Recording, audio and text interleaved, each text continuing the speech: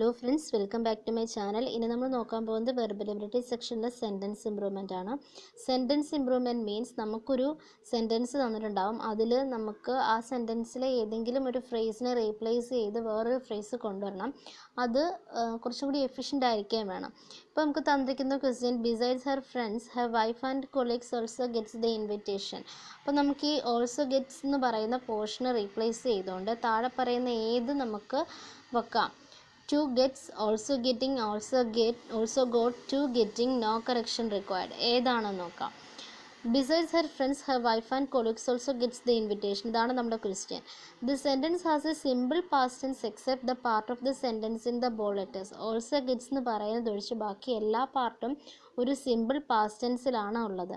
Thus we have to replace the bold out part of the option that is in the simple past. അതുകൊണ്ട് തന്നെ നമുക്ക് also ഗെറ്റ്സിൻ്റെ simple past നമുക്ക് choose ചെയ്യണം.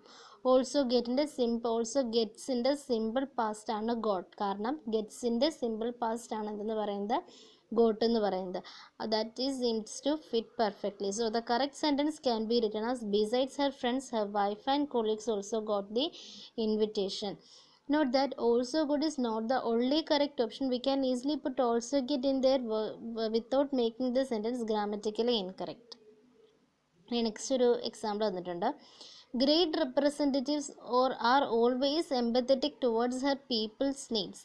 Great representatives എന്ന് പറയുന്ന ആ പോർഷൻസ് റീപ്ലേസ് ചെയ്തുകൊണ്ട് നമുക്ക് താഴെ പറയുന്നതിൽ ഏത് എടുക്കാം. Great representatives is some great representatives are all great representatives are no correction required. അപ്പോൾ ഇതിൽ ഏതാന്ന് നോക്കാം. Great representatives are always empathetic towards her people's needs. ഇതാണ് നമ്മുടെ question.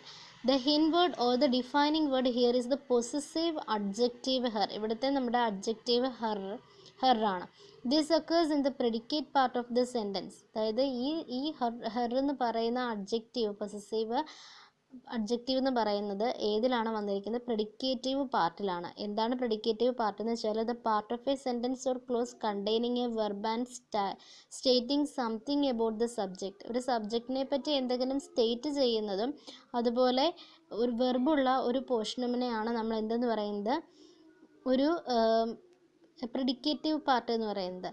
Containing this possessive adjective hints at a subject that is singular in nature. In other words, representative will make the sentence grammatically more correct. Hence, the correct option is A. A great representative is always empathetic towards her people's needs. Next one. The office gives differently rate of interest depending on the quality of the work. ഇത് വായിക്കുമ്പോൾ തന്നെ അറിയാം അതിൽ ഒരു ഒരു correctness നമുക്ക് feel ചെയ്യുന്നില്ല. തന്നിരിക്കുന്ന ഓപ്ഷൻസ് എന്ന് പറഞ്ഞാൽ A difference in the rate of interest, B difference what rate of interest, C different rate of interest, D the different rate of interest, D no correction required. The office gives differently rate of interest depending on the quality of the work.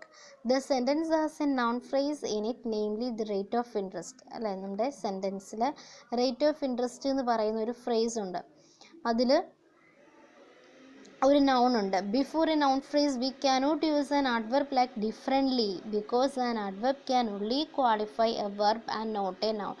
അതായത് നമുക്ക് നമുക്ക് ഈ differently എന്ന് പറയുന്ന adverb നമുക്ക് use ചെയ്യാൻ പറ്റില്ല. കാരണം ആഡ്വർബ് നമ്മൾ എന്തിൻ്റെ കൂടെയാണ് എപ്പോഴും ചേർക്കുന്നത്? ഒരു വെർബിൻ്റെ കൂടെയാണ്. ഒരു വെർബിനെ ക്വാളിഫൈ ചെയ്യാൻ വേണ്ടിയിട്ടാണ് നമ്മൾ എപ്പോഴും ഒരു ആഡ്വർബ് യൂസ് ചെയ്യുന്നത്. നമ്മളത് നോണിനെ ക്വാളിഫൈ ചെയ്യാൻ വേണ്ടി യൂസ് ചെയ്യാറില്ല. So the use of the adverb here is wrong and we replace it with the adjective different എന്ന് പറയുന്നതാണ് adjective. And adjective is what qualifies A noun. So the correct answer is option C, different rates of interest.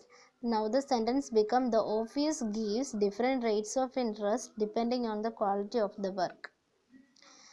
Fourth one, it is too early to know how the effect will the new policies will have on the people. So നമുക്ക് options തന്നിട്ടുണ്ട്. What effect will, that the effect will, how much effects will, what are the effects of no correction required. നമുക്ക് answer നോക്കാം. It is too early to know how the effect will the new policies will have on the people.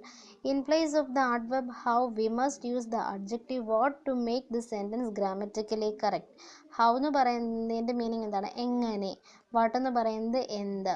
So in order to make the sentence grammatically correct, we want to use what in place of how. We can write the correct sentence as, it is too early to know what effect will the new policies have on the people.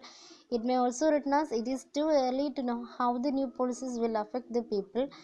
With respect to the option that are present here, we see that the correct option is A.